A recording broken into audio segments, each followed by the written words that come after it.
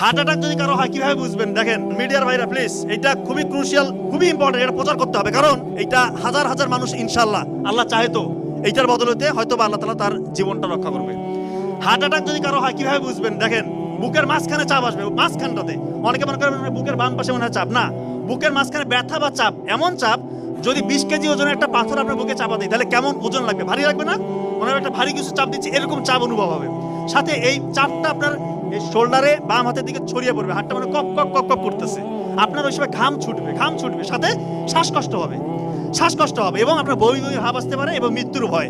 এই কয়েকটা ফিচার যদি আপনার থাকে আপনি কাল বিলম্ব করবেন না। যদি হাসপাতাল পাশে থাকে অবশ্যই হাসপাতাল নেবেন, কিন্তু অনেকের এরকম হয় যে হাসপাতাল একটু দূরে আছে।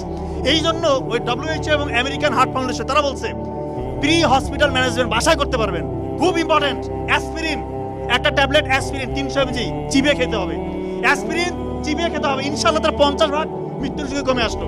নাইট্রোগ্লিসারিন একটা হচ্ছে স্প্রে পাওয়া যায়, নাইট্রোগ্লিসারিন মার্কেটে বিভিন্ন নামে আছে, ওইটা জিহ্বার নিচে 2 চাপ দিতে হবে।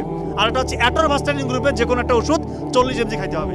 আল্লাহ চাহে তো তার মৃত্যুর ঝুঁকি ইনশাআল্লাহ আপনি 70-80% বাসার মধ্যে কমাই দিলেন, এরপর দ্রুত হাসপাতালে নিয়ে যেতে হবে।